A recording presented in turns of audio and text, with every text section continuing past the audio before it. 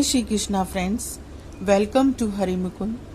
आइए आज श्रीमद् भागवत पुराण के प्रथम स्कंद के 17वें अध्याय को शुरू करते हैं। इसमें महाराज परीक्षित द्वारा कलयुग का किस तरह से दमन हुआ उस विषय में बताया गया है। तो सूत जी शौनक जी से कहते हैं कि जब राजा परीक्षित सरस्वती नदी के तट पर पहुंचे तो वहां पहुंचकर उन्होंने देखा कि एक राजवेशधारी शूद्र हाथ में डंडा लिए हुए है और गाय बैल के एक जोड़े को इस तरह से पीटता जा रहा है जैसे उनका कोई स्वामी ही न हो। वह कमल तंतु के समान श्वेत रंग का बैल एक पैर से खड़ा कांप रहा था तथा शूद्र की ताड़ना से पीड़ित और भयभीत होकर मूत्र त्याग कर रहा था। धर्म उपयोगी दूध, घी आदि हविष्य पदार्थों को देने वाली वह गाय भी बार बार शूद्र के पैरों की ठोकरें खाकर अत्यंत दीन हो रही थी। एक तो वह स्वयं ही दुबली पतली थी, दूसरे उसका बछड़ा भी उसके पास नहीं था।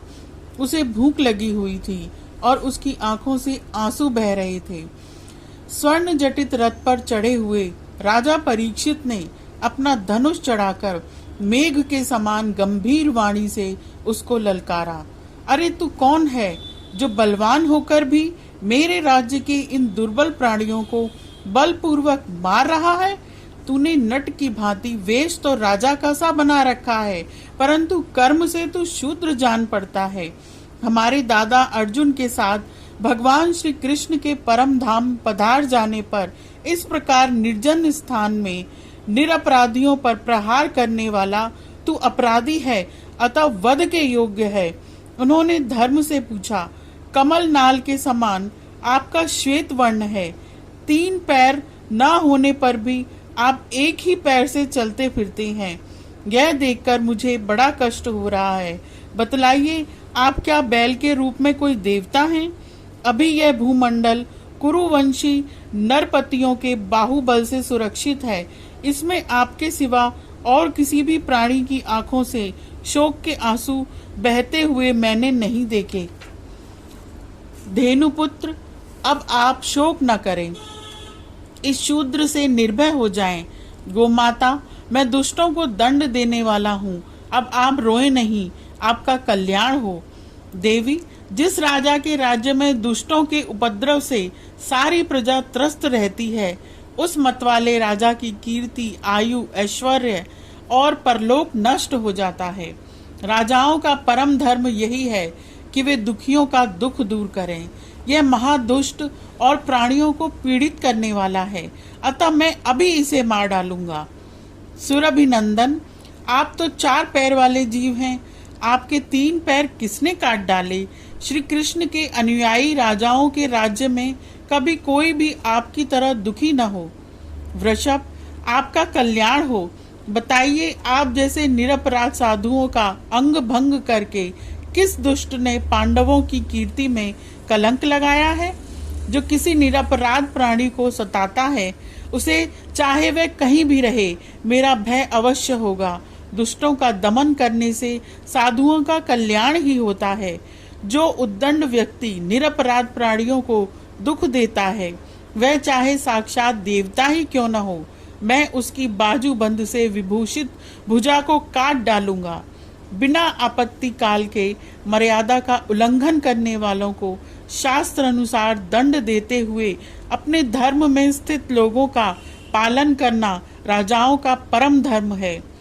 तब धर्म ने कहा, राजा, आप महाराजा पांडु के वंशज हैं, आपका इस प्रकार दुखियों को आश्वासन देना आपके योग्य ही है, क्योंकि आपके पूर्वजों के श्रेष्ठ गुणों ने भगवान श्री कृष्ण को उनका सारथी और दूत आदि बना दिया था। शास्त्रों के विभिन्न वचनों से मोहित होने के कारण हम उस पुरुष को नहीं जानते जिससे क्लेशों के कारण उत्पन्न होते हैं। जो लोग किसी भी प्रकार के द्वैत को स्वीकार नहीं करते, वे अपने आप को ही अपने दुख का कारण बतलाते हैं। कोई प्रारब्ध को कारण बतलाते हैं तो कोई कर्म को, कुछ लोग स्वभाव को तो कुछ लोग ईश्वर को दुख का कारण मानते हैं।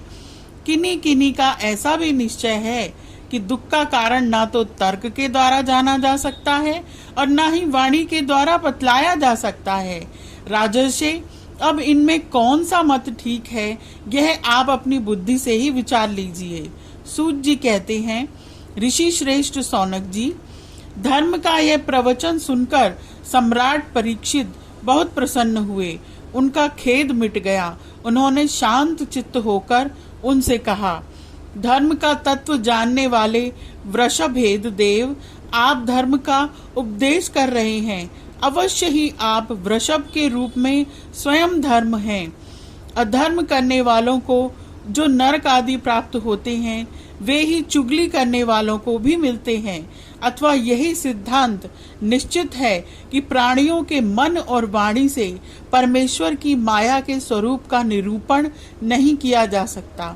धर्मदेव, सत्य युग में आपके 4 चरण थे, तप, पवित्रता, दया और सत्य। इस समय अधर्म के अंश गर्व, आसक्ति और मद से 3 चरण नष्ट हो चुके हैं। अब आपका 4था चरण केवल सत्य ही बचा है। उसी के बल पर आप जी रहे हैं। असत्य से पुष्ट हुआ यह अधर्म रूप कलयुग उसे भी ग्रास कर लेना चाहता है। ये गौ माता साक्षात पृथ्वी हैं।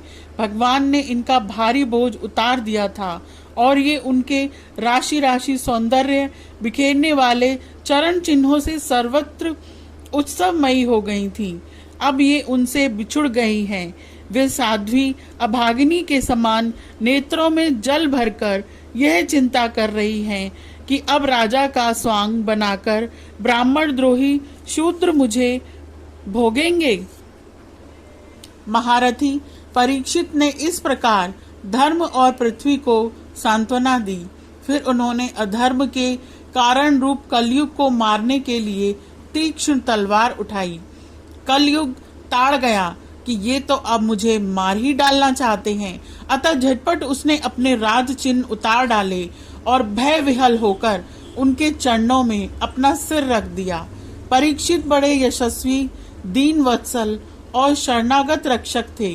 उन्होंने जब कलयुग को अपने पैरों पर पड़े देखा तो कृपा करके उसको मारा नहीं, अपितु हंसते हुए से उससे कहा, जब तू हाथ जोड़कर शरण आ गया तब अर्जुन के यशस्वी वंश में उत्पन्न हुए किसी भी वीर से तुझे कोई भय नहीं है, परंतु तू अधर्म का सहायक है, इसलिए तुझे मेरे राज्य में बिल्कुल नहीं रहना चाहिए।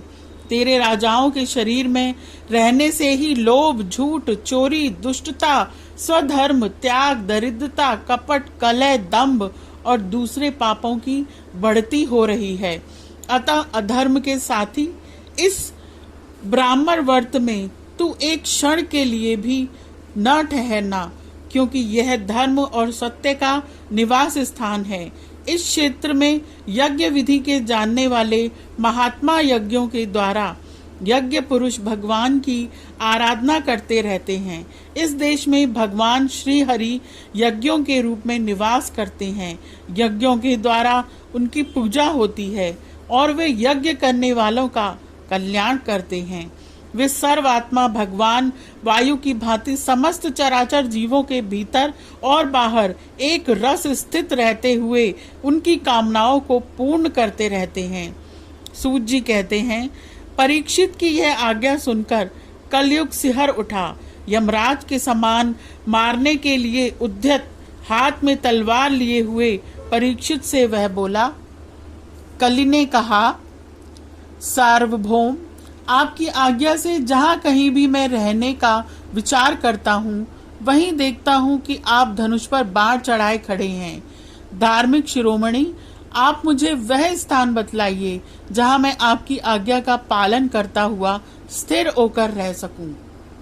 सूत जी कहते हैं, कलयुग की प्रार्थना स्वीकार करके राजा परीक्षित ने उसे 4 स्थान दिए: द्यूत, मद्यपान, स्त्री संग और हिंसा। इन स्थानों में क्रमशः असत्य, मद, आसक्ति और निर्दयता, ये 4 प्रकार के अधर्म निवास करते हैं। उसने और भी स्थान मांगे। तब समर्थ परीक्षित ने उसे रहने के लिए एक और स्थान, सुवर्ण यानी धन दिया। इस प्रकार कलयुग के 5 स्थान हो गए: झूठ, मद, काम, वैर और रजोगुण।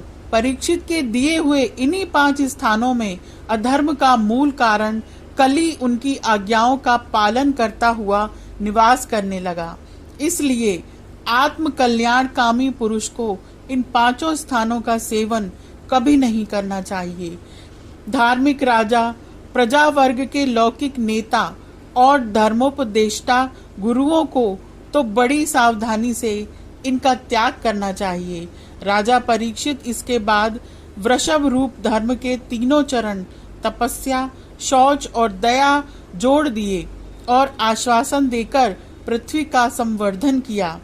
वे ही महाराजा परीक्षित इस समय अपने राज सिंहासन पर, जिसे उनके पितामह महाराज युधिष्ठिर ने वन में जाते समय उन्हें दिया था, विराजमान हैं।